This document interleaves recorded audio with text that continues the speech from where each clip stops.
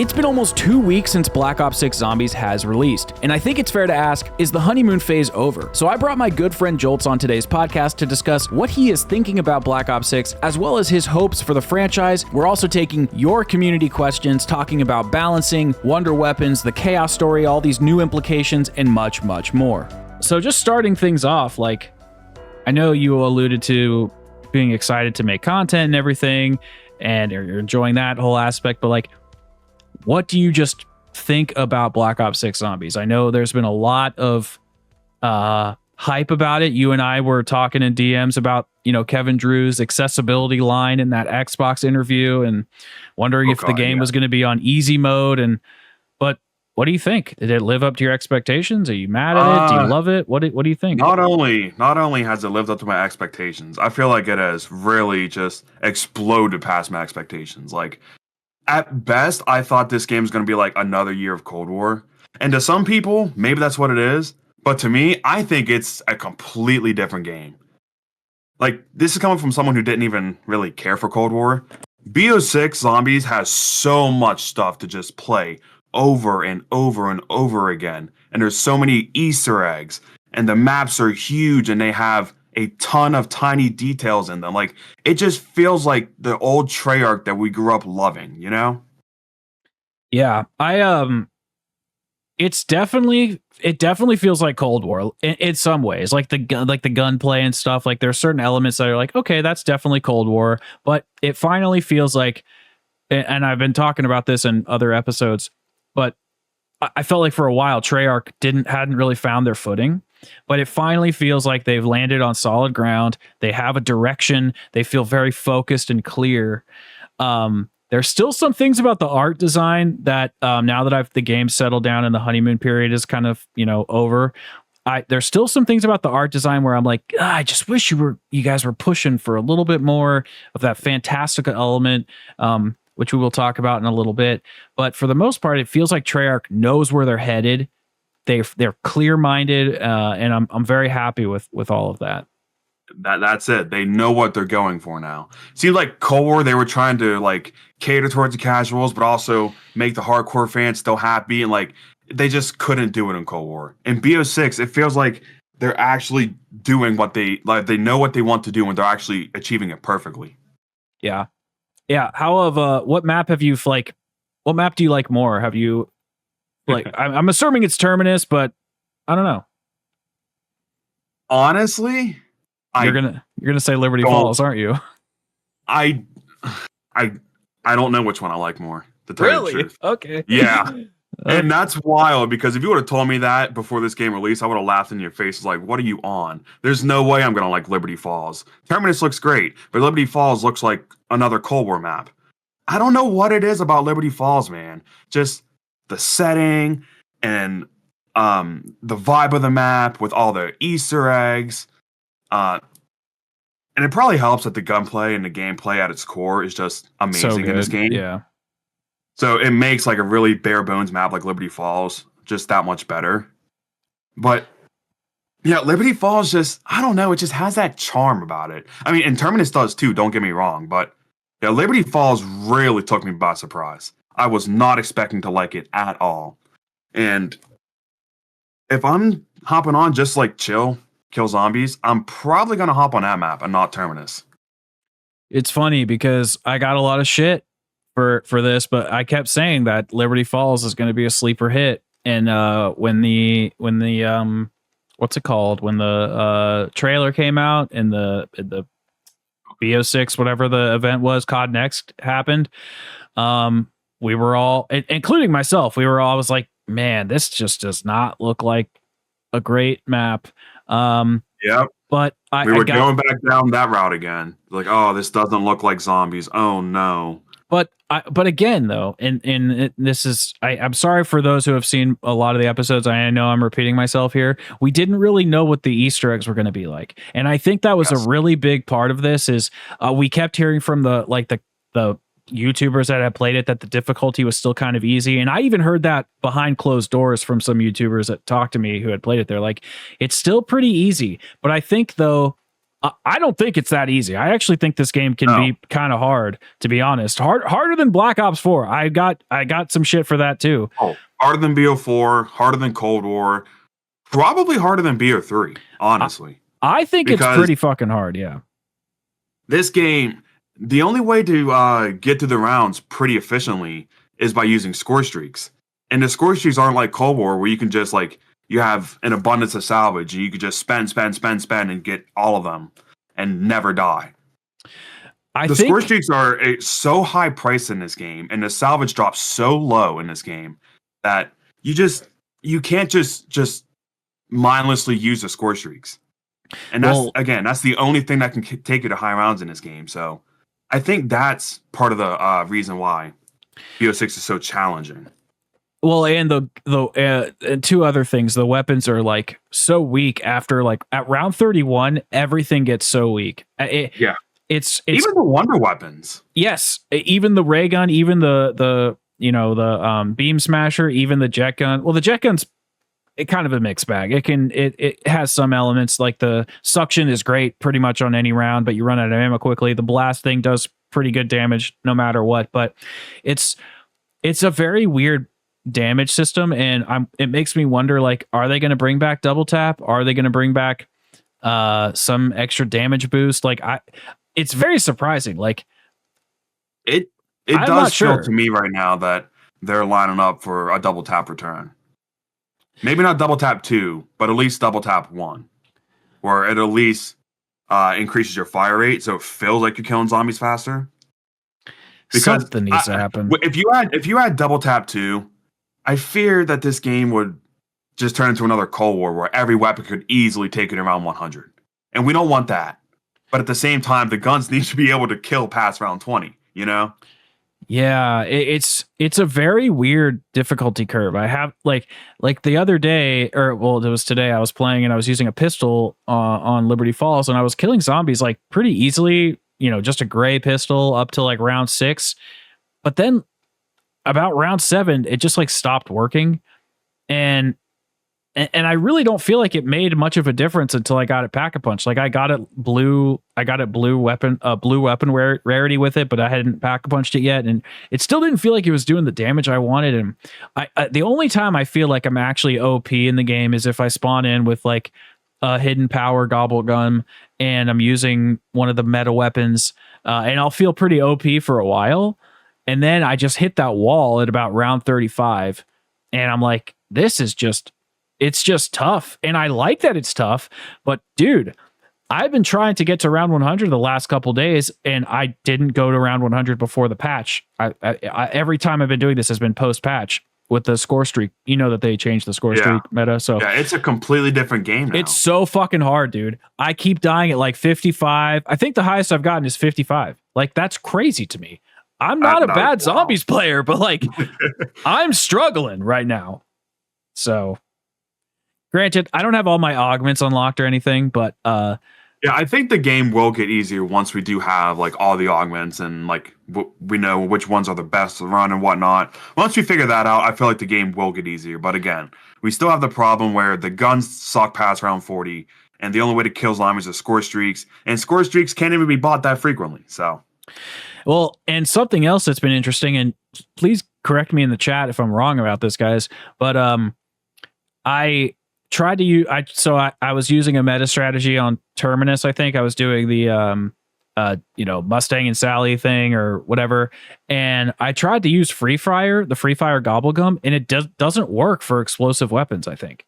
So it didn't. Really? It doesn't work for wonder weapons. I know that, but it didn't work for the Mustang and Sally, and I was really surprised by that and kind of pissed off. But so I don't know if it's a bullet weapon only type situation, but it really feels like the high round strat is pretty much ASG or whatever that shotgun's called, and then the Mustang and Sally's, and then whatever wonder weapon, and then score streaks, which is kind of boring. But I do feel like when I'm doing these high round strats, and I'm still figuring out like what's working for me, and I've looked up some guides and stuff, I do feel like I've been running traps more. I've been running score streaks, and like I've actually been utilizing all the tools in my toolkit, which I do like that. I like that I have some versatility.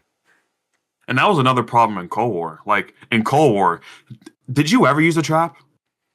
I actually, the last podcast, I didn't even know where the traps were. So no, I had no idea. Well, there you go. In Cold War, there was no reason to ever even look for a trap. But in this game, again, the guns are weak and everything's so weak that you need to. You need to look for other resources and other ways to kill zombies. Isn't this game? Go ahead. No. You go ahead. I was just gonna say this game it's just Cold War, but a lot more challenging. And they even part of the mechanics that they kept from Cold War that I wasn't really a big fan of, they did balance them a little bit, so now they're nowhere near as annoying. Like what? Like when you spawn in with a gray rarity Gallo, you don't need to upgrade it to round 10. Pack punch it, green rarity, nothing. Just spawn in with the weapon and you're flying until round 10. You can't do that in BO6, even with the ASG, the best gun in the game.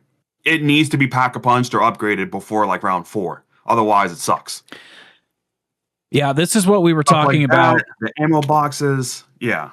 We were Nova was on the podcast a couple weeks ago, and we were talking about how it's not that they need to make you spawn in with a pistol. They just need to make the difficulty curve balanced so that whatever weapon you're using isn't killing zombies till round 30 on a gray level, like you said, shotgun or whatever. And they've done that, man. It's pretty fucking wild. I'm really surprised at how balanced they've made things, while turning the knob slightly over to the difficult side, which makes me wonder if I'm struggling. And granted, listen, I'm not the best zombies player in the world, but I'm not a bad zombies player. Like, I've gotten to round 100 on plenty of maps. I've beat tons of Easter eggs solo, with gobblegums, without gobblegums, with elixirs, without elixirs. Like, I'm not a bad player, but I don't feel like there are as many safeguards in Black Ops 6 as there were in Cold War, BO4, or BO3. Do you agree? Or oh yeah, I 100% agree. Even with gobblegums, you don't have like 7-second chances. Well, in BO4, man, I mean, think about any time you get stuck. Like you get trapped. What do? You had your 4 elixirs, you had your specialist, you had your shield, you had your what's it called? Your wraith fires. Like there was just many second chances. And even in Cold War, like you had the Ether Shroud, and then you had the AATs that were just like they triggered so frequently and insta killed. And BO3, you had Deadwire that could be put on the Vesper, plus like Apothecant Servants. Again, OP Gobblegums, Apothecant Servant, bows. You don't have that in BO6. Now, the OP Gobblegums in BO3, to be fair, like they were designed to break the game. Like if you just played the game as is, it's challenging. And same with BO4. Like BO4 definitely gets challenging. Like if you don't use the hardcore elixirs, but in BO4 you always have a specialist, and the specialist was a straight up get out of jail free card. It was like, oh, you're trapped, boom, and it just pushed all the zombies away, and you would just get free kills for like the next 20 seconds or however long it was. But in this is something I was kind of surprised to see is Frost Blast is not in Black Ops 6, and as a solo player that was like my go-to. I liked it because it just kind of gave me a little bit of a get out of jail free card, some breathing room. I don't really like any of the field upgrades that are in the game. I don't feel like any of them really do anything. And so I just find myself like getting cornered, and I'm like, shit, I've basically essentially built up the muscle memory to allow myself to get cornered and have a way to escape, because I had Frost Blast, the Specialist, Ragnaroks and Black Ops 3, Skull of Non-Stopway, whatever BO3 specialists there were. And so I've gotten so used over the last, how long has it been? 9 years to just popping something and getting my way as a solo player, and that's not here. And so with the aggression that the BO6 zombies have, with the difficulty being kind of tuned over into that more difficult play style, I like I said, the lack of get out of jail free cards, I find myself like getting fucked so frequently. It's frustrating. I'm kind of pissed. Maybe that's not the best way to phrase that, but yes, I do see what you're saying. Yeah. Well, This just I'll work on my phrasing. Sorry. the Sorry, guys. game is so tight. Like, and even in some parts of Liberty Falls, like you think the map's just completely open. Even in some parts like the cemetery or the church, like 1 second you'll be fine, the next second you're down. Yeah. Yeah. And it's not because like the zombies are like too strong. It's just because we've trained ourselves into thinking, all right, I can just dick around and just train zombies here, and if worst comes to worst, I could just pop my field upgrade or my ether shroud or gobble gum, whatever. We don't really have that in this game. Yeah, and I also I don't know if you've noticed this at all, but I feel like the trainability of zombies is so much different due to the amount of zombies that are on the map. Dude, the zombies are like more spread out now. It is so much harder. Like I was playing co-op with Brad the other day, and he went down the biolab, and I, for the life of me, could not get to him because every time I thought I had an opening, there was like another 2 or 3 zombies coming through, just blocking my path. And I think the more I thought about it, so Stanley 557 was on last week, and he was talking about it, and he was saying that it has to do with like the engine being able to hold more zombies on the map, and I do think that's true. I think they're like with the newer consoles and the newer SSDs, like they're able to put more, zombies actually on the map though. Yeah. But what I really think is actually was this is a response to is Omni movement. I think that Omni movement and the ability to sprint in all directions, plus with tac sprint, I think this is it's a lot of factors, but I think this is partially a response to Omni movement because, and try this at home, and Jolts, try this too. Like, you know how back in the day when you would run and zombies would kind of be swiping at you, you would do that thing where you'd like turn your camera left and right really quick and you would kind of dodge a zombie. That doesn't work really anymore. But if you actually, do you play on PC? Yeah, I do. So if you actually hold D or A and like just move to the left, then they'll miss you.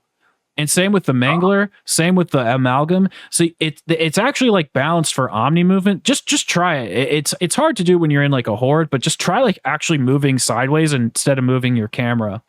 And those little things kind of help. So I'm starting to like I've actually had to retrain my brain on how I play zombies because of Omni movement, and it's going to be hard to go back to older games. I think I really do think it is.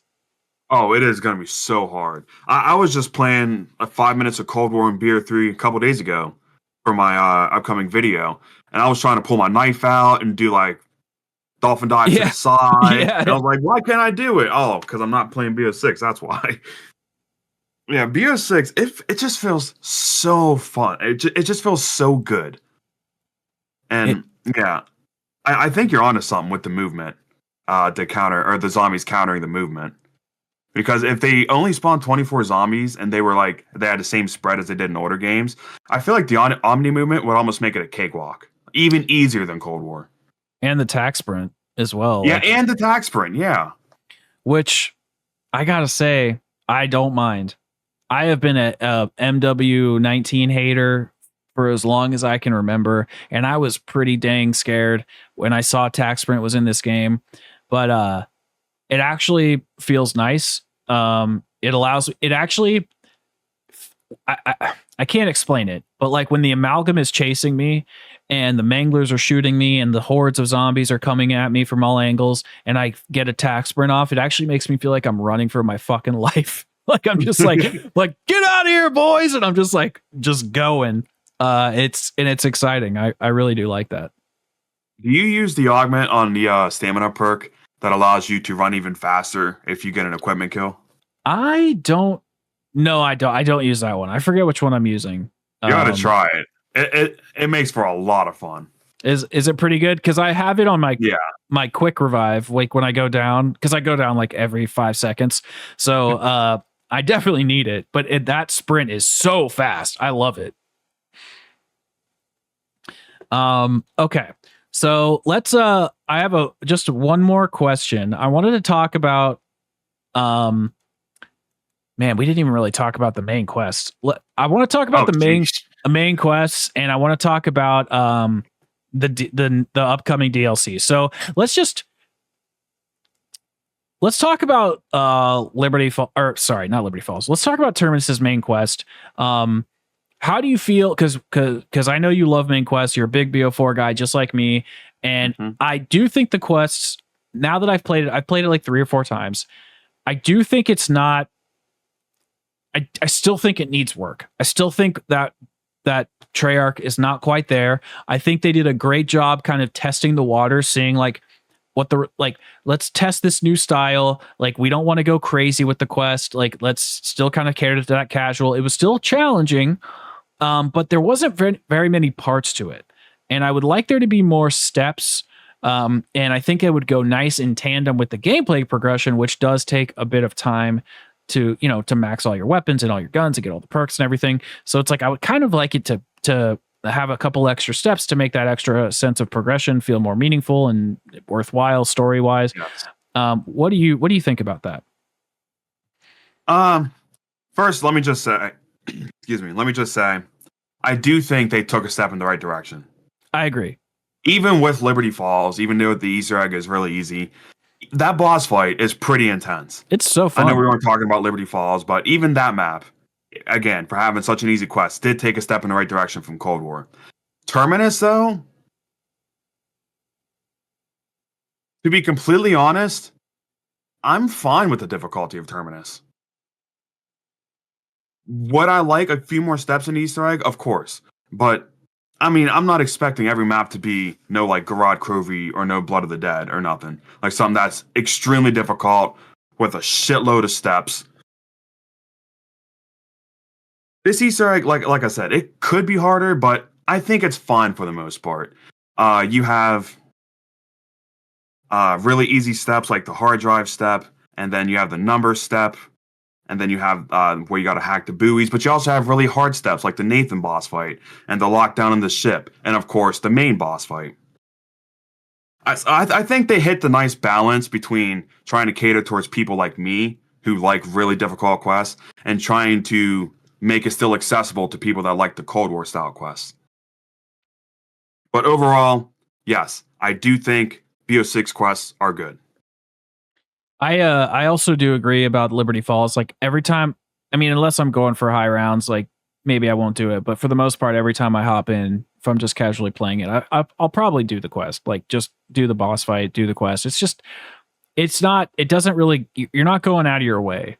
Like, you're going to be running through all those areas. It's not really anything that's going to, take a whole bunch of extra time, and you're going to get a ray gun and all the perks and a whole bunch of extra stuff if you, if you do it, and a bunch of XP. So it's like, why not?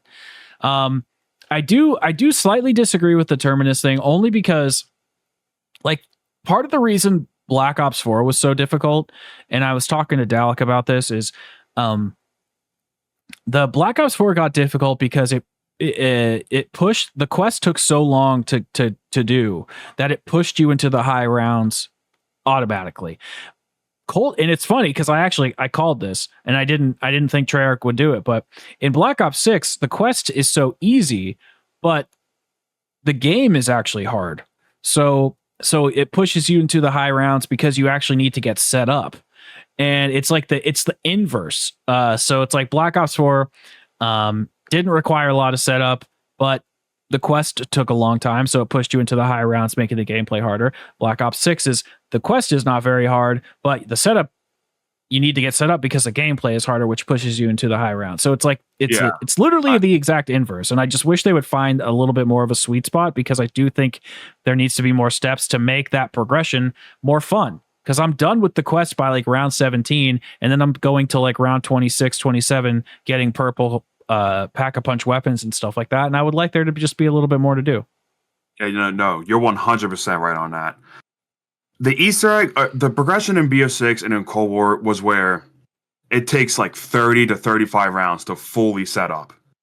And if you're going to a boss fight, you want to be fully set up. Yeah. And the Easter eggs in these games were so easy, and even in Terminus, like you said, you're going to be done with them, ready to go in a boss fight by round 10, round 15, at round 20 at the latest. By that point, you're only going to have a rarity, or a blue rarity shotgun, or blue rarity any gun, tier 2 pack-a-punch, maybe a couple perks. You're not going to have enough salvage or enough points to fully set up, and you're just going to be like playing a game where you're like, okay, let me just sit here and kill zombies slowly while I try to get ready for the boss fight I was ready for an hour ago. And when you have that does need to change. I do agree with you there. And when you, I have to look. I'm not 100% sure about this, but in the boss fight, like when there's sprinters and they're swiping you like crazy, and it's a weird, like it's usually a weird arena. It's a little bit different than the main map. Like if you have to play in a space you're not familiar with weaker weapons and killing slowly, that means there's more attempts for amalgams to kill you, more attempts for the boss to kill you, more attempts to die because you have a weaker loadout. I'm not sure how the boss fight difficulty works though, because like in Gorod Krovi, it didn't matter if you got to round 100. I'm pretty sure about this because I know this out. Well, I'll use BO4 as an example. It didn't matter if you got to like round 100 on 9. The difficulty of the boss was always going to be the same because the boss is designed to be just like I think it's like round 30-ish level difficulty. But I don't know if that works the same way in BO6. Like I don't know if when you go into the Terminus boss fight at round 50, if it's round 50 zombies. I don't know if it's like capped at a certain way. I would assume it is, but then they have the Dark Ops challenge, so I'm not really sure. I don't know either. In Games Pass, like you said, they used to just cap it, and no matter what round you went on, it was the same. But they might have changed it this year because I did the Terminal Dark Ops, and I gotta say, the boss fight did feel significantly harder. Maybe it was just because I was doing it at like 2 a.m. and I was just fairly tired, or maybe it's just because, again, the boss fight's just that much more difficult on a higher round. What do you think about Terminus's boss fight? Like, I think it's really good. Compared to BO4? Yeah. I like it more than Tag der Toten, Dead of the Night, boss fights. Blood of the Dead's boss fight. Honestly, 9's boss fight. Yeah. Probably those 4 maps I prefer it over. I think out of all the boss fights that have existed, there's the most difficult ones for me have always been Nikolai on Gorod Krovi. Yes. Ancient Without Evil. Gums. Without Gums, yes. Ancient Evil. Like Ancient Evil just always trips me up. I don't know why. Really? But I really don't know why. If you go in there with like real weapons and stuff and not the Helion Salvo, like actually playing it for real. When I was going through the review, I was doing it without elixirs, and I found it to be very balanced, very, very well. And there's like little things that kind of trip you up. It's like the spaces, the spacing on the island, the fact that like if you don't time your jumps just right before you get rid of Pegasus, like you could get stuck on one of those islands and then that's game over. Yeah. The shot that Perseus does, he can actually one shot you if you're not careful. So like you have to constantly be moving, and there's like giganees everywhere, and then there's like those spots where prima materia drops, so like you can lose damage that way, and it's a very solid fight. But anyway, I think the 3 hardest are, in my opinion, are the Perseus and Pegasus fight, the Gorod Krovi fight, and then probably the Terminus one. You think? Wait. You think Ancient Evil is harder than Voyage? Oh wait, yeah, Voyage. That's the one. I knew I was forgetting one. Voyage is probably the most hard. Yeah, let's axe the Ancient Evil. Voyage, Gorod, and then Terminus. I would probably say those are the 4 hardest. Yeah, it's definitely one of the hardest Treyarch fights ever, for sure. I think it's harder than the Legion. Even though the Legion had a timer, he didn't really attack you, you know? Yeah, that's true. It was just you follow him and you shoot at him whenever you don't have enough zombies on you. Yeah, I mean, The Kraken, he's actually the threat. he Even though he is. only slaps in one area, you have to stay on the run at all times. You have to be paying attention to him at all times, because if you take your eyes off him for 1 second and he slams, you're dead. He slams you and he swipes too. He'll like sweep across the floor, and then he has his electric attack. He has different spots that you need to hit him. So he has like his two shoulder spots on either side. He has a center mouth. He has his eyes. Like there's a lot, and then his tentacles. Like there's so many different spots to hit him. And like in theory, and then all the tentacles in the back are firing at you, and there's amalgams, and like there's so much going on. It very much so reminds me of the Gorod Krovi fight. With just the amount of chaos that's ensuing, because Nikolai is not as difficult to take down. It's all the zombies and the Valkyries and the Manglers. Like that's the chaos. It's the chaos of everything around you, but this has all that chaos plus all the extra looming threat of the boss. And I hope they continue this or make more, like, I don't know, like a holdout like they did with Liberty Falls, like that, those intense type things. Like I just want them to do things where at the very end of the match you're on your toes and you're like, yeah, am I gonna waste this whole hour and a half that I just spent getting here? I love that feeling. Yeah, no boss fight should be easy. No boss fight should be like Blood of the Dead. No Easter egg should be like Blood of the Dead, where it's just a really hard Easter egg and then a piss easy boss fight, a free boss fight. That's like a complete buzzkill. Such a slap in the face. It's not only a buzzkill, but it's like it's capped. It's such a weird segment in like one of the best narrative stories in gaming, I would say. Like you have this amazing emotional story that you're like leading up through from a amazing Black Ops 3. Like it's a continuation of this. It's like breaking the cycle, going to this prison that they should have never been in, and like breaking through, discovering all these secrets, having an amazing quest with all these weird like narrative threads that go in all sorts of cool directions with the prisoners, and then a weird ass boss fight that doesn't quite make any sense, followed by an amazing epic cutscene that like makes everybody shed a tear. Such a weird like instance of Black Ops 4, but that's a whole conversation for another day. But speaking of premise, there has been a lot of leaked information, so I kind of have like two things here to talk about.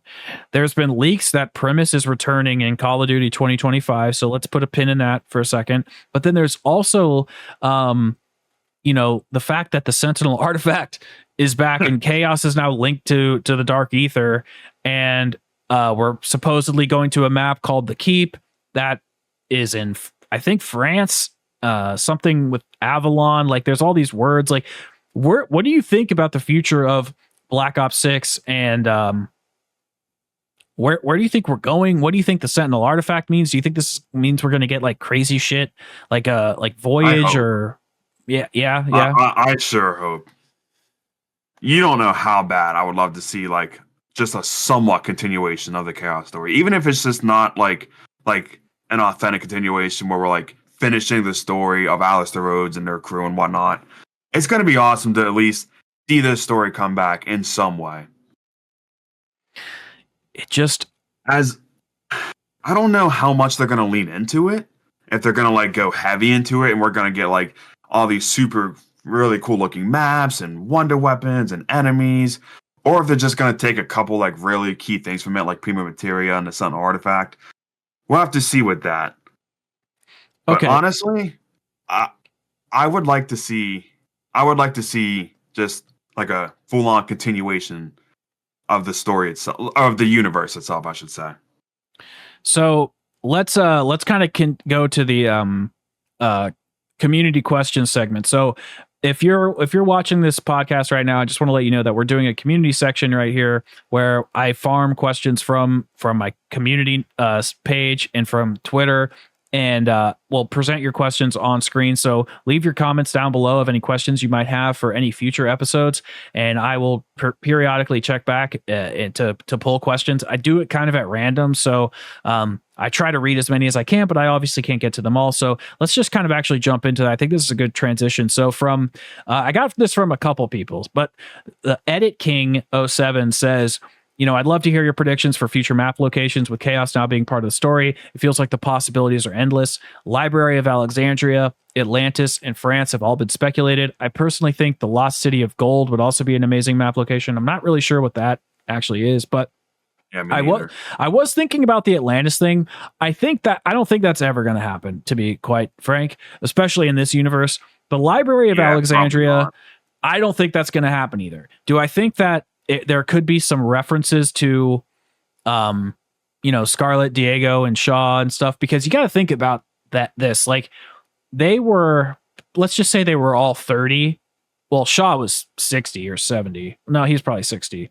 And they were around the time of the Titanic, which was in the 20s, I think. So they would all be, what is that, like 50, 60 years older now. So Shaw would be like 120, and the rest of the crew would be like 90. So they're probably going to be dead. Now, maybe we might find, maybe there could be some sort of dark ether portal that we could like reach into, and it's the Library of Alexandria, and like we can see their bodies through it or something. Like maybe they'll make reference to it, but I don't think we'll ever go there. As far as fantasy goes and future map locations, I think it's going to be this dark, grimy, like almost kind of horror-esque. I think it's going to be like a mad scientist cartoony horror where we are going to see fantasy bleed in from the dark ether, but think like always just kind of zero back to the tentacle monster, how he's gross, but he is fantasy, and it's wacky and wild, but it's grimy science. And so that's kind of the modality I think Black Ops 6 is taking. And so, yeah, what do you think? Do you think we'll go to the Library of Alexandria or anything like that? Like, I would love to see it, but being a realist, no, I don't. I don't think so.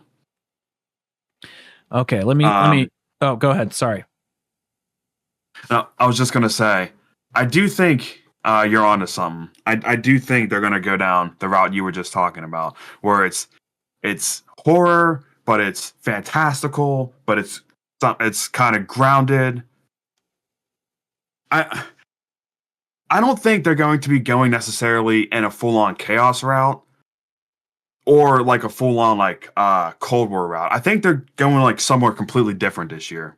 I think we're going to get like a few different universes merged into one.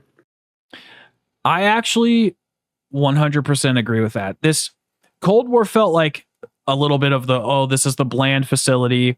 Black Ops 4 was like, this is the fantastical world we've always wanted to try and build. Black Ops 3 was honestly kind of probably actually more like this. Now I think about it.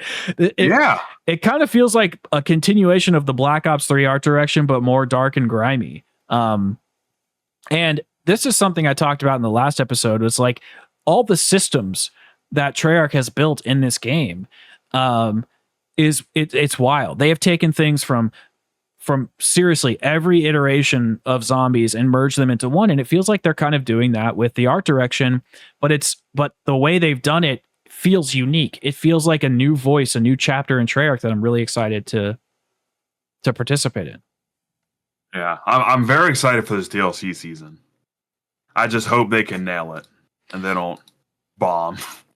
Yeah, me too. I have a couple gameplay. Let's see.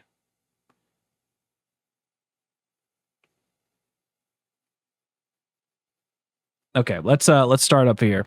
So another question comes in from FPS Psycho, who says, if Double Tap was to return, most likely 1.0, what kind of augments would you like to see? What do you think they could cook up?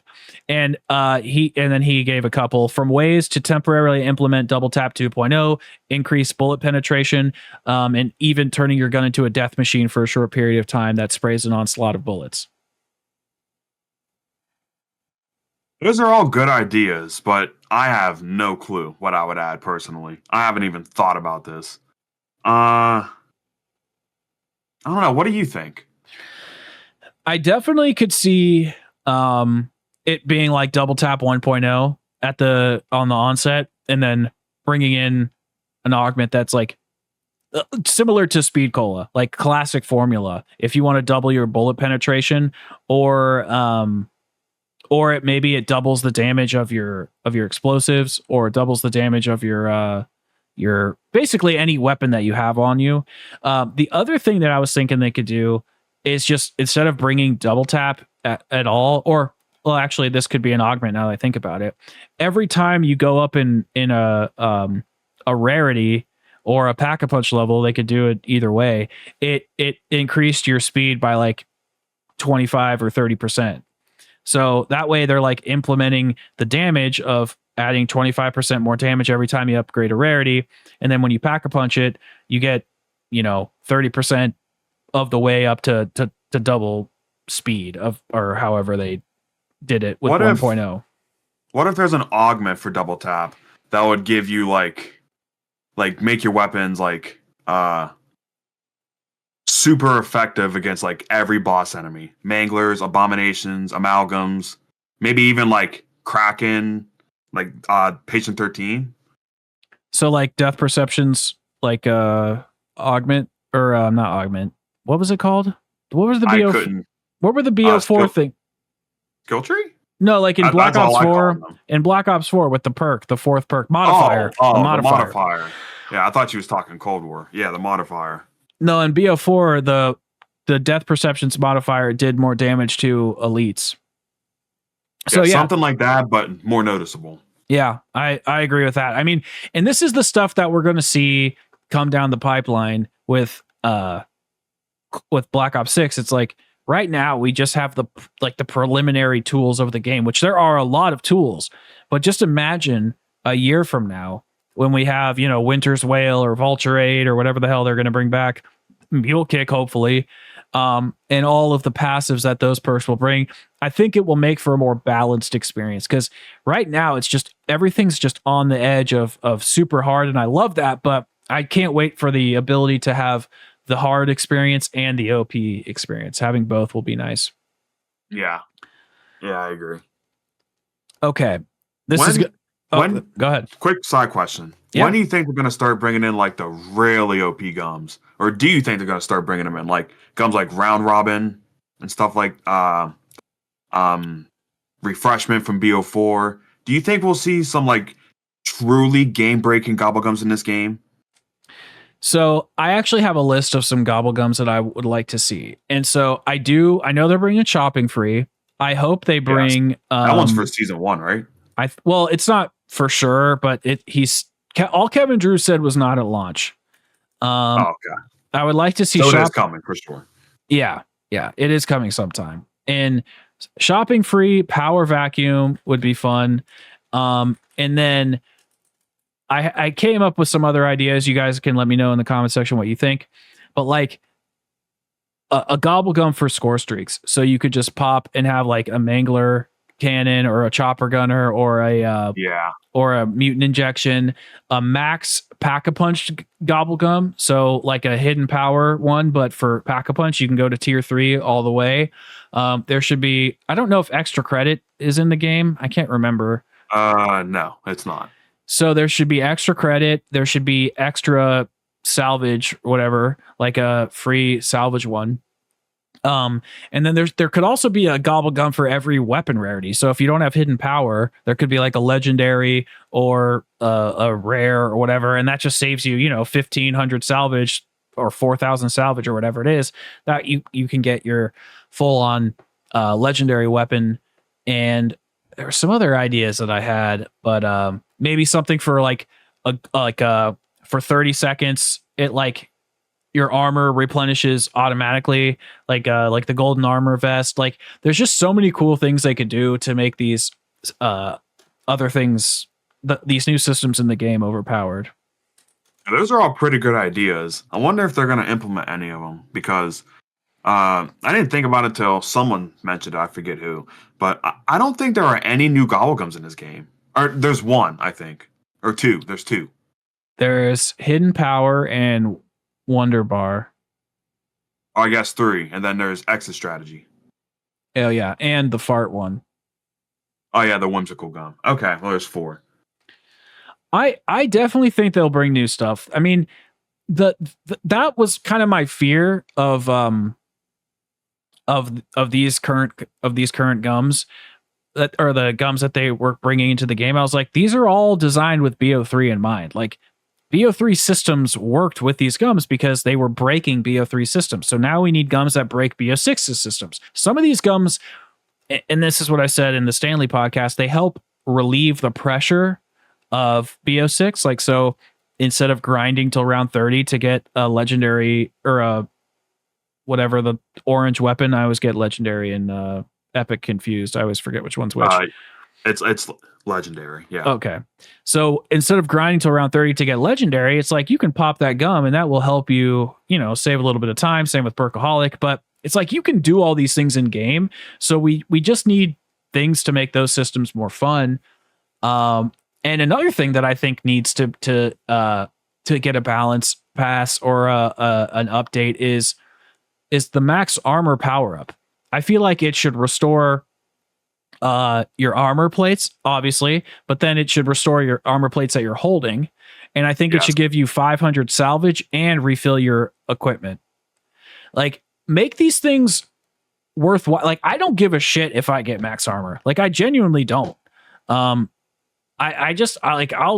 so many plates on the ground, I can just pick them up. So. Yeah, that's a good change. Another one I saw, someone said they ought to make it to where if you pick up with double points, that gives you double points and double salvage. That just seems like such a no-brainer, like obvious idea. The fact that no one, including me, has ever thought of this before is kind of wild. People were talking about that in Cold War, but then when they brought death perception and the tier 5 or whatever, up unlocking all the tiers gave you more salvage, it became a non-issue. So I'm wondering if the reason they're not doing this again is because they're going to bring back, Vulture Aid and it's going to do a similar thing. But if they had the max armor, which gave you free 500 salvage, like you would be getting passive salvage all the time just from getting those power-ups. Like little things like that just go a long way. Maybe it doesn't have to be 500, but like 200 or whatever, something that just puts you over their edge. Because if you think about it, in the old power-up system, nukes give you 400 points. Free points, I think, gives you 250 or 500 or something. And then Carpenters give you 200. Carpenters give you 200. So why don't we get salvage? We get nothing for it. We just get some armor. Yeah. Okay. Speaking of points, Clarkie's says, what are your thoughts on the point system and how would you improve the current point system as he doesn't think we're going to go back to the old one? How would I improve it beyond going to the old one? I don't know. I would just go back to the old one. I do think this game needs to change the point system, though. What do you mean by change? Well, because it just goes back to what we were talking about earlier. You finish the Easter egg, and then you're just playing for 15 rounds, trying to finally catch up and get enough points to fully upgrade yourself and get enough salvage to fully upgrade yourself. You don't earn points fast enough or commonly enough. No, go ahead. No, go ahead. Sorry. No, I was just going to say, I don't think all zombies dropping the same amount of points, no matter where you shoot them or what you shoot them with, is a good idea. That's all. Well, it just feels like you're always scraping by. I always feel since I suck, okay? I suck. It's fine. No, you don't suck. I go down, right? So like, okay, I was playing earlier and I was on round 40 and I don't know what I was doing. I was trying something. I was just messing around, trying different strats. And I was on the void cannon trap platform or whatever it's called, or the deck cannon thing. And I was training around. And what I like to do is I like to kind of hoard up the zombies. And then I run down the path that's on the back side of the computer where you turn on the trap, and I just like line up the zombies and I just all shoot them in the head. Then I run around on the front side and I kind of do it all over again. But for whatever reason, as I was coming back, there was like 17 manglers and they all fired their cannons at the same time and just wrecked me. And so now I had, 3 perks. I had, no ammo. I had, so now I have points. And no point. Well, I had some points. So here's what happened. So I got fully set up again. I got all my perks back. I got my self-res, but then I got downed again because I spent all my points. I couldn't get any more ammo because I didn't have enough to go buy anything at a ammo refill station. So now I have no ammo, no way to kill all these manglers and all this crap around me. And if I get a score streak, it's fine, I can use the score streak right now, but then I'm going to be in the next round and I'm going to have no score streak and no ammo, or, maybe just enough ammo to get through the next few rounds. It's just, I always feel like there's, oh shit, what if this happens? And I do think I like that. I think that's good, but I never feel like... It should not be impossible to get yourself back in the game once you make one mistake. Yeah. Once you make one mistake in the game, you should not be playing a constant game of catch up then. And that's what it boils down to. Especially if you go down once, maybe you can fully recover. But if you go down twice or 3 times in 1 or 2 rounds, it's game over. You cannot come back from that. Yeah, it's pretty much impossible, and it just sucks. With the older point system where you could just get 10 points for a hit marker, that made it to where you could come back in later rounds. You die around 25, you come back, buy an MPL off the wall and shoot in a horde of zombies for a little bit. That'll get you enough points to get everything you need back. Not a thing anymore, unfortunately. You go down around 25, might as well just end the game and start a new one. Well, and what's interesting is I see high rounders saying that,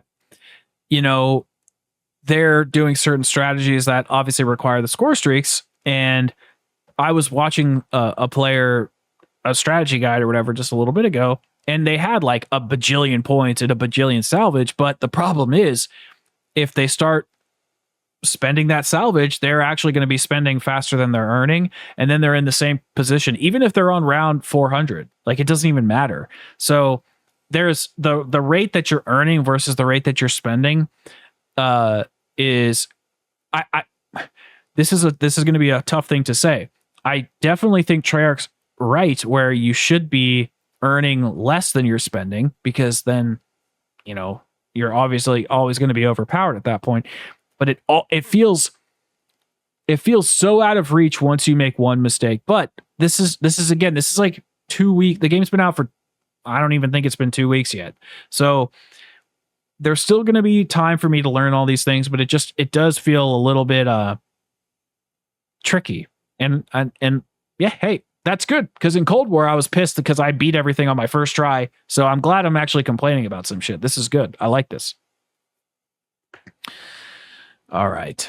Oh, here's a good question from Willow Ravenclaw 5152. How do you feel about special weapon abilities coming back? Things like the GS45 and LR762 becoming explosive, or the Dragunov firing 3 rounds at once. I think the ASG has 8 pallets in it as well. The Mustang and Sally's. How do you feel about that? I didn't know about most of those till you said them. That's pretty cool. I like that they're adding stuff like this back into zombies. First time since BO2 that they're adding unique pack-a-punch effects. Yeah, it's always just been pistols, pretty much. Yeah. I think this. Oh, go ahead. Sorry. I was just going to reiterate what I said. It's really nice to see when you pack a bunch of pistol, it might turn into a completely different weapon, or a shotgun will have a incendiary rounds in it. Yeah. Just little things like that. That's what we need in zombies, and I'm glad that BO6 delivered it. Well, and this kind of goes to what you were saying earlier. It's we can't have every weapon be viable. I think this is what you're saying earlier. You don't want every weapon to be viable to get you to high rounds like it was in Cold War, but we do want more variety at the same time. I feel like in BO2 or in older games there was only a couple of guns, whereas in Cold War it was every gun. But in BO6 it feels like kind of a mix. But I like that the different guns will give you different Pack-a-Punch effects, which in turn adds more variety to how you want to play the game. Like not every game do you need to go for around 100. So if you want to use something that has some weird explosive effect and it makes it fun to get to round 40, then that's awesome. You should do that. So I like having that variety. I think it's nice. Yeah, me too. Definitely. Yeah. What was the say the weapons again? It was the LR, and then what was the shotgun you said? Did you say a shotgun? This is what they said, but I don't know if they're saying this in reference to older guns or if these guns are in the game, because I don't remember all the names of the guns. But they said the GS45, LR762, and the Dragunov. But I don't think the Dragunov's in the game, or maybe it's under a different name. Yeah, I think it's under a different name. I'd have to check. I'm not 100%. I'm opening up the game, but we can come back. SVD. Oh, okay. Okay. Yeah, I'm gonna have to look into these. Yeah. This goes back to what we were just talking, or not just talking about, but talking about at the very beginning. There's so much stuff to do in this game. I haven't even Pack-a-Punch but like 6 or 7 weapons. Well, and then on top of all the like hidden abilities, think about all the score streaks and stuff to use in the game, all the tactical weapons, all the lethal weapons, all the prestige stuff to grind through, all the calling cards to do, all the Dark Ops challenges, are the whatever, like just prestiging in general, leveling up all your weapons, going for the camos. There's like there's mastery camos for your mastery camos now. There is actually so much shit to do. It is insane. I never thought we would get another game like BO3 where there's just so much stuff to grind. And I'm not trying to just glaze BO3 right now, but like in BO3 you had all the calling cards and you had all the challenges, and you had in multiplayer you had the hero armor, or the what's it called, the hero armor? I think so. The gold armor. You just had like in dark matter a bunch of stuff to grind for, especially back then. But nowadays then, it doesn't look so impressive, but back then that was just like completely unheard of. Yeah. And this feels like something similar where they're just taking another step so far forward that like we're just like completely taken aback by it. It's like, holy shit, there's so much stuff to grind. It's wild. Yeah, it's great. Well, what's funny about it is like in BO4, we kept, this is actually really funny if you think about it. In BO4, we kept saying to Treyarch, we're like, listen, we're stoked that we have these Easter eggs. We're stoked that we have so many maps, but we need other stuff to do. We need stuff to grind. We need camos to grind for. We need challenges to do. And then they gave us like daily callings and like a tier skip. And we're like, okay, this isn't quite what we meant, but like, all right. And, the Dark Ops challenges were good and prestiging was fine, but the rewards weren't quite there, and they still didn't reward us for Easter eggs. And then we got Cold War, and then it was like not such great maps, not great Easter eggs, but there was like so much shit to grind for, and the grind felt really rewarding. But now BO6 is like, no, you actually get all of it. You're going to get the great maps. You're going to get the great Easter eggs. You're going to get the great grind. There's going to be trophies, challenges, prestiging, so many cool little hidden features. It's like that extra year of development actually worked. Oh, yeah. It actually worked. Sure.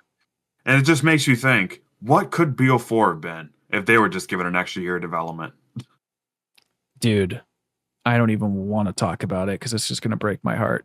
But I will say I do like, I think I like the way BO6 feels better than BO4, but I just love BO4, man. It's just my favorite game. Like it just always will be. Me too. It'll always hold a special place in my heart. Speaking of BO4, we have 2 BO4 questions. So the first one is from Bolby Stroganovsky. I don't know if I said that right. Sorry if I mispronounced. What BO4 perks would hypothetically work well in this new system and could possibly be redeemed the way Death Perception was redeemed? So this is kind of a 2-parter. I don't know, because most of the perks in BO4, or a decent amount of them, have already been brought back as augments. Well, like you'd think like Dying Wish, but no, that's been brought back. Victorious Tortoise, same thing.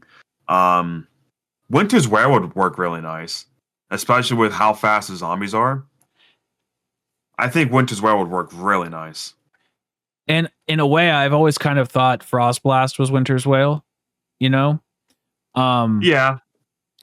It's definitely a similar effect, just not as readily available.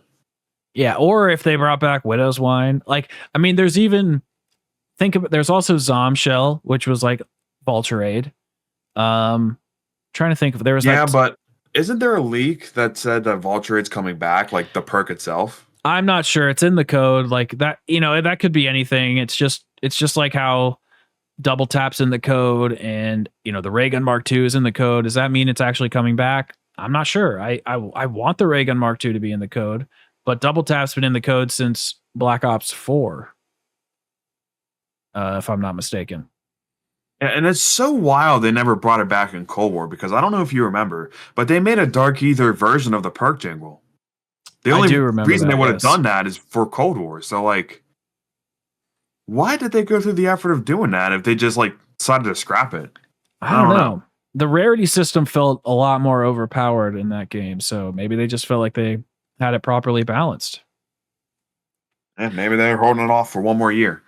Or one more game, bringing it out this game. Before we move on from this question, I'm trying to go through all the perks. So we have Time Slip, which is baked into Speed Cola. We have the only perks that I can think of really are Zombshell, Stone Cold Stronghold. No, Bandolier Bandit is packed into Speed Cola. Okay. PhD Slider is kind of like Blaze Phase, except it's way better. Like the augment, you can just slide wherever you want. Well, Death Perception is a setting now. I think Stone Cold Stronghold, and I would rather cut off my left finger or my left pinky finger than ever see Blood Wolf Bite come back. That's the other one I was going to say is Blood Wolf Bite, Stone Cold Stronghold, and Winter's Wail, and Zombshell. Is Ethereal Razor in this game already? Oh. Well, it's Melee Macchiato, right? I guess. Yeah. Kinda. Yeah, it probably does have an augment then to make it like Ethereal Razor, where you can just like kill all the zombies around you with one punch and stuff like that. Melee kills give you health. Yeah, that has to be an augment already for Melee. It is. It is. And okay. I would say that, and Stone Cold Stronghold is kind of baked into Frenzied Guard, because you get your armor back. And I think you can kill zombies and get armor that way as well. I would really just say like either a Widow's Wine or a Winter's Wail type thing. But again, if they bring back Frostblast, that kind of gave you control of, being able to push the zombies away. Ethereal Aether Shroud kind of works for that as well. But the thing with Winter's Wail, though, how would that work with armor? Because in BO4, it would only activate after you've got hit to go under full HP. I'm not sure. And maybe in BO6, if you're like half armor but full HP, would it activate, you think? Or the other way around, would that activate it? I don't know. There's a lot of things that bringing back perks from older games. They're going to have to fine-tune stuff to make it fit well in the newer game. I mean, they've already planned what they're going to do. And oh, yeah, that's true. I've been really trying to pay attention to the health system in this game, because it doesn't work the way I feel like it did in Cold War. It not as, maybe it does, and I just was not really paying attention, or it definitely doesn't work the way in BO4, which was like it would hit your armor and then it would go to your health. It was like, a sequential. In this, like in BO6, like I'll notice that I'll be almost dead and I still have like 2 armor plates. It's like because it plays the sound that should play when you're one hit when you have half your health left, and it throws you off. I've had that happen to me too. Yeah, it's those little things that are making me have to relearn this game. Like I said, the movement, the omni movement, the zombies trainability, the difficulty, that safeguard of being able to use a specialist or whatever, a frost blast. It's like these little things are making me have to relearn this game, the mode that I love so much. And I never thought that would happen. I never thought it would happen in a million years. And I can't even fucking believe it. They took a game mode we've been playing for 15 years and completely turned it on its head. And now we don't even recognize it, but we're not familiar with it anymore. Yeah. So I think we've talked about difficulty. So PX115, I feel like we've kind of hit that to death, but I just wanted to recognize you. Okay. So basically, sorry, we have 2 last questions and then we'll go to the lightning round. So the 2 last questions are going to be, if you could bring one wonder weapon from Chaos to BO6, what would you bring? And Helio Salvo doesn't count. This is from Vinny Evu 1. This is a really good question. Because I like every single wonder weapon in Chaos. Even if the wonder weapon sucks, like statistically, like the Death of Orion. I still think it's a super badass design and it feels a lot of fun to use. There's not a single one like that I dislike. Like I like all of them, but if I had to pick one, it's Alistair's Folly. 100%. No. Yeah, dude. It is not for me. Yes, it is. No. That's the right answer. I was hoping you were going to agree. All right. Fair enough.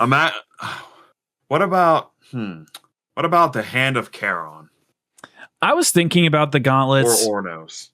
I was thinking about the gauntlets, but I just don't see them fitting. I would rather see the Thunder Gun than Ornos, and I would just love to see a janky version of Alistair's Annihilator. I just think that'd be sick.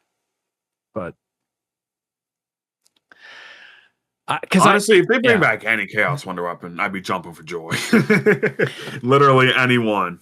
It would be cool if they did a story thing where they're like, where they just kind of like we were talking about earlier, where they kind of stumble upon the Chaos crew.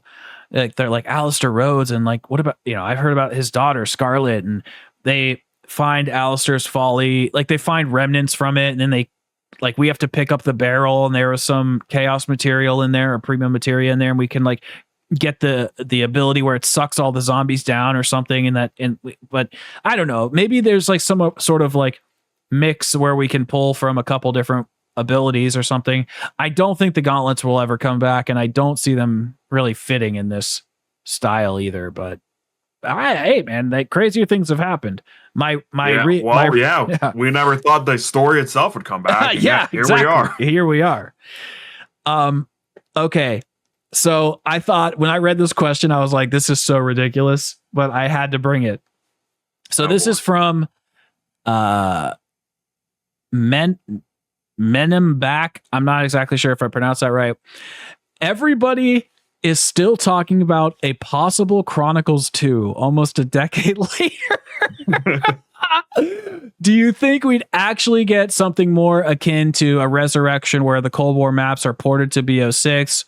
And what would that somewhat redeem them for you if that happened? So kind of two questions that I want to bring here. Do you think we're ever going to get Zombies Chronicles 2? Or do you think they will port the Cold War maps to the BO6 system? Last question first. Yeah, I could see them doing that. I never thought about that, but I definitely could see them doing that. Especially, seems like as of right now, a decent amount of the Cold War fans aren't really liking BO6. So if that doesn't change, maybe they'll do that. Well, like, you have some of them that are really liking it, but like I've seen people being like, why are the Easter eggs so much harder than they are in Cold War? Why are the guns so much weaker than they are in Cold War? This makes you just want to go play Cold War and not play BO6 anymore. If they can't keep those people, then maybe they would bring all the Cold War maps to BO6.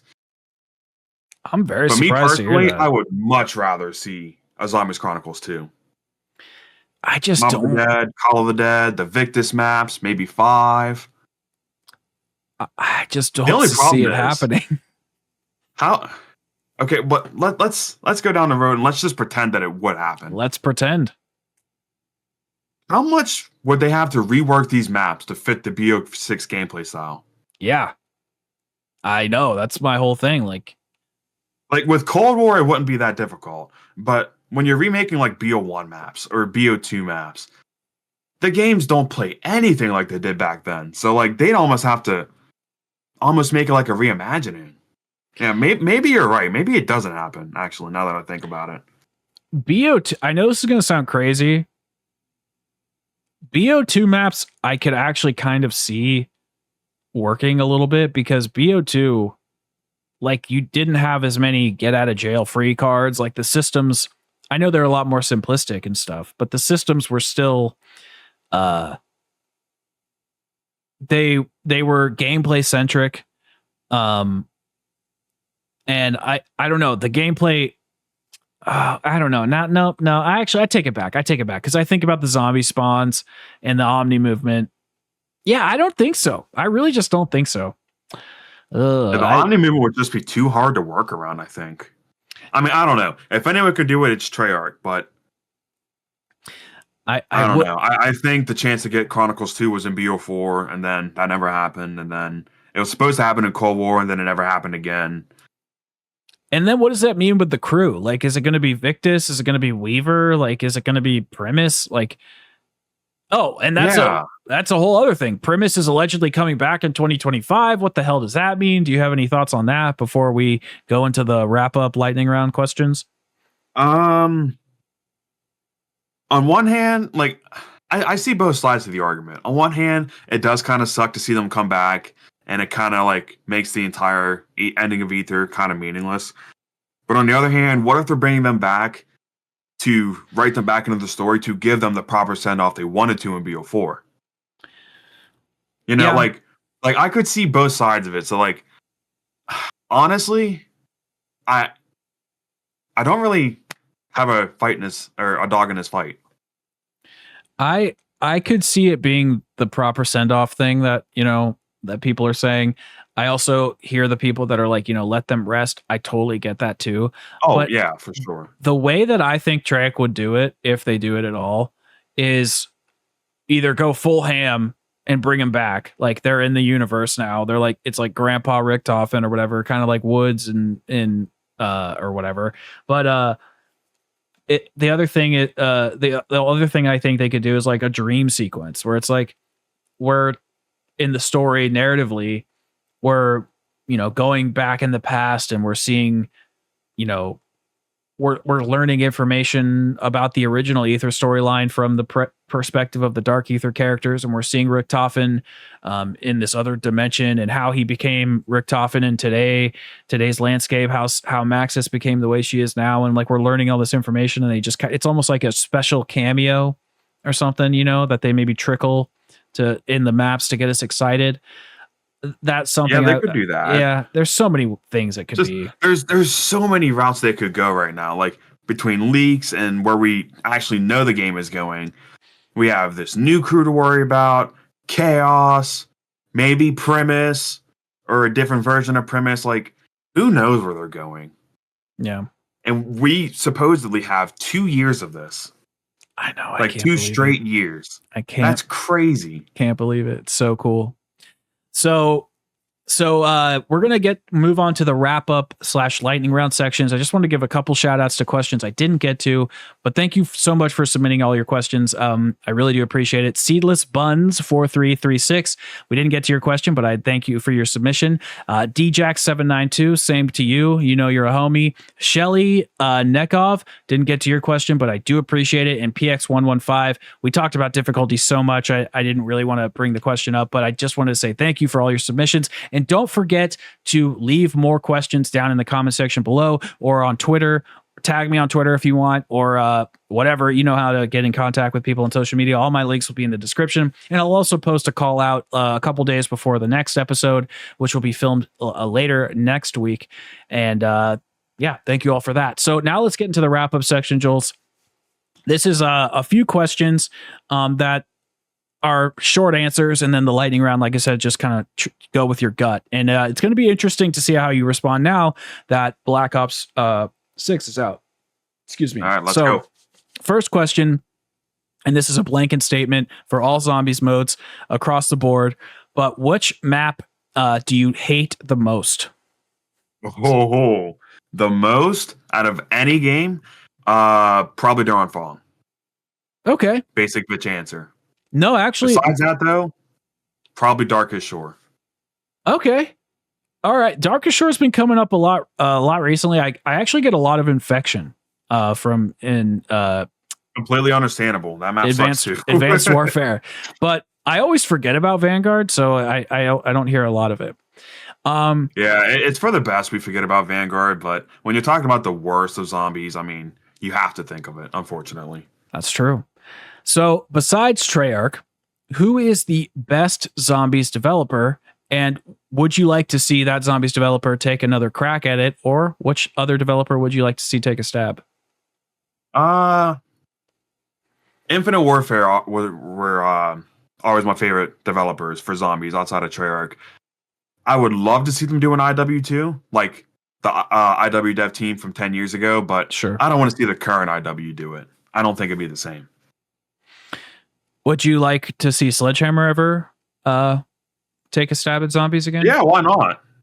Why not? Okay. I mean, World War II wasn't my cup of tea, but I mean, it did have some really cool things about it, like the horror and the melee weapons and the mods. Like, it did have some good things, some redeeming qualities. And Yeah. I do think it is kind of relatively the same studio. I might be wrong, though. I think I know Cameron Dayton's not there and Glenn Schofield, like all of those big names, but like, I think like some of like the smaller guys are still there, though. I have no idea. What is your craziest or hottest take about COD Zombies? Ooh. A take that you would agree with, Skeptics. Or Afterlife, I'm sorry. You can just call me Blood of the Dead is better than Mob of the Dead. Oh, yeah, dude. 100%. It's not even a hot take. It's just the truth. Oh, no, it is a very hot take. Very hot take. It's just the truth, guys. I'm sorry for all those out there. It's just the truth. Sorry. I hate to break it to you.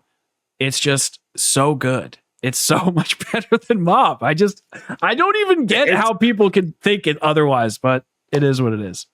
Because Mob has a more fun, just like hop on and play zombies replayability factor to it. But like if you take into account like the high rounds, the Easter egg, the story, the wonder weapon, like Blood clears all. And all of them. Dude. Like it's not even close. I don't even agree with your first premise about Mob.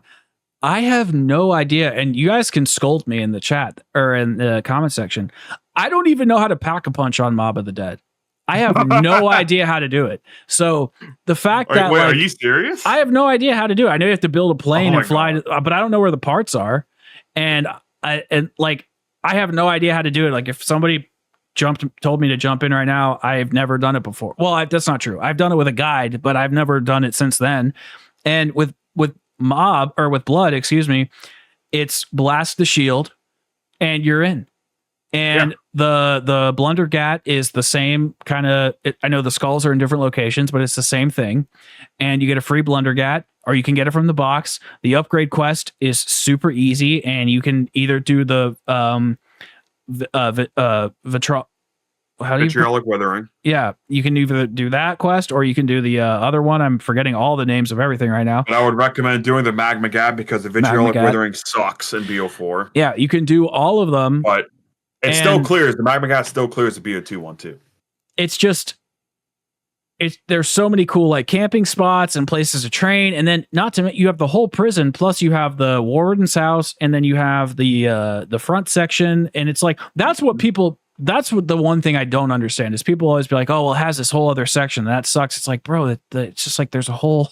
What do you mean? Like how can you? Funny? What people will bitch say that Blood of the Dead's too big, and then they'll turn around and bitch that the Golden Gate Bridge isn't on it. It's like, which one do you want? It's either it's too big or you want it to be bigger. I wish the Golden Gate Bridge was in Blood. That's probably besides the boss fight. I think it's a pretty big slip up. They could have just made like a side quest where you teleport there to like do the Golden Spork or something. I don't know. They could have just done something, but all right. Enough hot takes for the day. Even though it's not even hot. It's just the truth, y'all. All right, now we're going to hop into the lightning round. Actually, one last personal question. Do you have any other channels on YouTube that you would like to promote? Okay, well, then we're just going to skip that one. Lightning round early. Lightning round, here we go. Perk limit versus no perk limit. Perk limit. Shield versus armor. Shield. Double tap or rarity system. See, okay. If this was Cold War, I'd say double tap easily. But BO6 has made me quite like the rarity system. I'm still probably going to go with double tap, but it's closer now than it was before. BO6 has made me like armor. Like BO6 has made me like things that I never thought I would like because they balanced for it. That's like the whole thing, right? It's like if they fix it, it makes sense. But All right. Favorite consumable system, like, Fate and Fortune cards, BO6 gums, BO3 gums, etc. Here's another hot take for you: elixirs.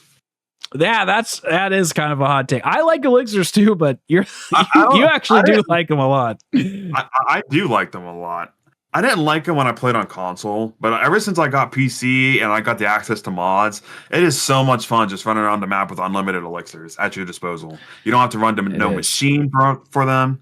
They're in your back pocket at all times. I don't have to recharge like kills like the F and F cards do. It's just, I don't know. Like, I can totally understand if you don't like the elixir system, but for me personally, it's the most fun I have using any like game breaking stuff. Gums, FNF, elixirs. Yeah, elixirs are the best. I half agree. I think that BO3's gums are the best in terms of implementation, but I think that like with megas and everything, but I think BO4's elixirs, just the standard ones, the green ones, I think those are the most balanced consumables in all of zombies across the board, like from Fate and Fortune to even to BO6. Oh, yeah. Like BO6s are pretty much useless. But I mean, I still like the gobblegums. But like I said, they're more of a pressure release valve. They don't actually like really ever make me feel overpowered. But that might change with all the new stuff coming down the line. In my opinion, might change in a week. I don't know. I like the ideas of the BO3 gobblegums, like what they do. I prefer those, but like the system itself, I like the elixirs more. Just again, having them on me at all times can't be beaten. Honestly, I think it's way too powerful for me. Honestly, I think that should be a hot take. I think that's a hotter take than the blood of the dead. Well, maybe splice this out and put this in for the last question. do some fancy editing tricks. Okay, we got a couple left. If you had to eliminate a zombies era from history, wiped it from everyone's mind, would you pick Zelensky's era, Blundell's era, or Kevin Drew's era? That's hard. Again, before BO6, this would have been an easy Kevin Drew. No offense, Kevin Drew, but Cold War wasn't a fan of. Vanguard, Modern Warfare Zombies, didn't really play those. But BO6 is hitting. It's really hitting, man. Yeah. I think I'm going to have to delete Zelensky. Sorry, but... That's kind of been the common theme here. I just love way too many of Blundell's maps for his era to be gone. But, yeah.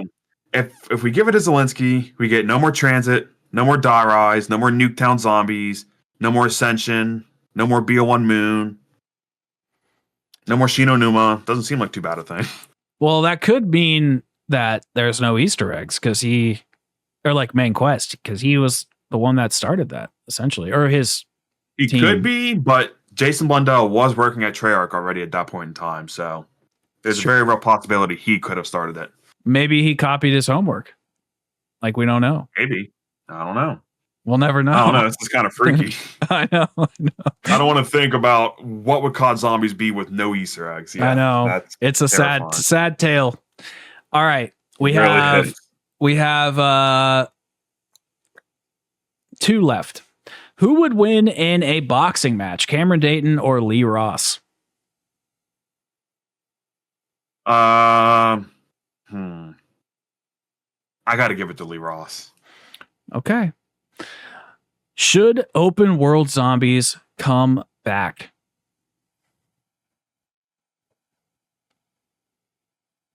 Yes, but I'm actually surprised to hear you say yes.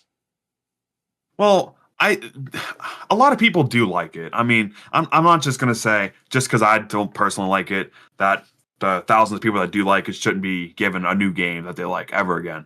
I mean, that's kind of selfish to say. But I only think it should happen if they're fully dedicating their time to it, or if they're just going to get a different dev team on it. They can't do what they did in Cold War, where they're splitting hairs, trying to work on Outbreak and perfecting that and giving it life, and also trying to make new round-based content. That's just not going to work.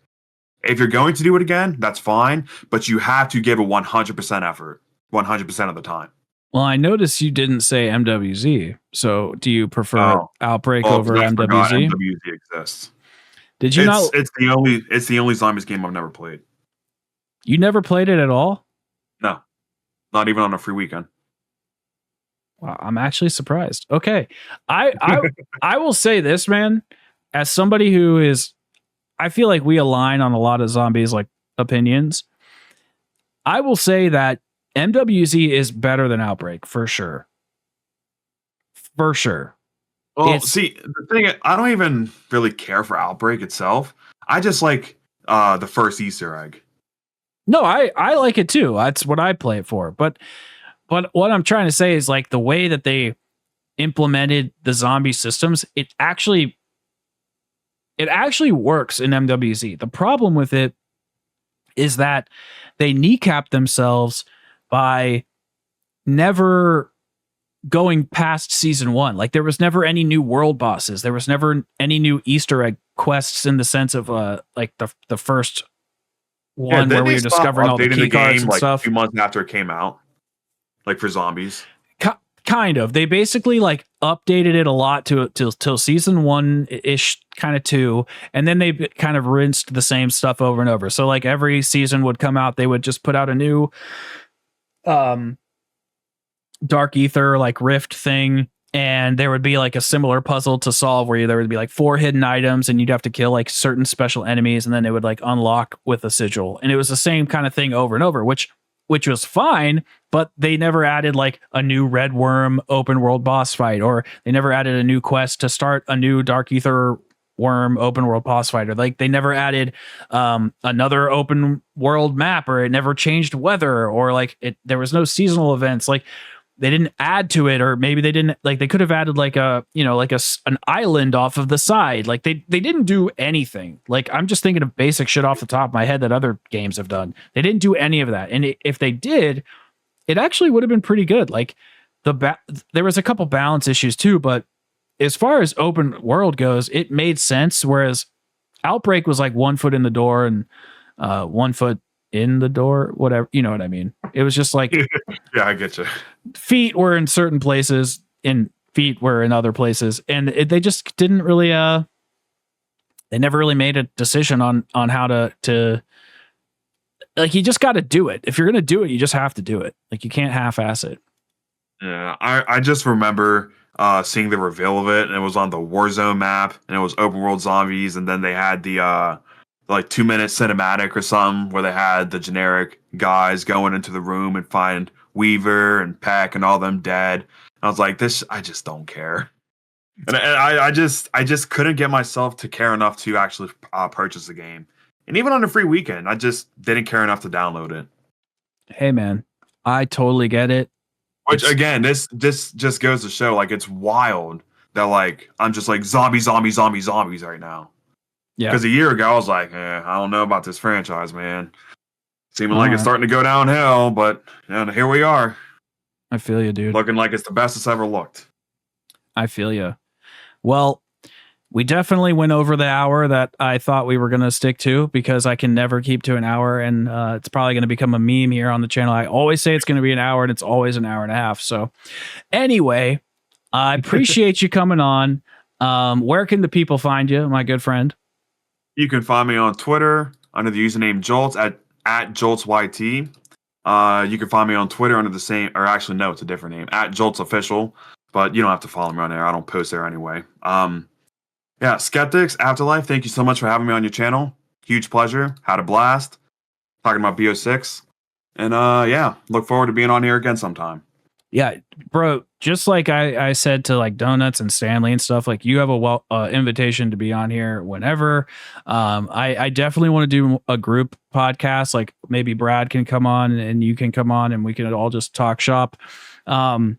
So yeah, I had a really good time. I appreciate you coming on. Everybody who is watching, thank you so much. Don't forget to subscribe to Jolt, and I will see you guys all in the next episode. Take care, everybody. Bye.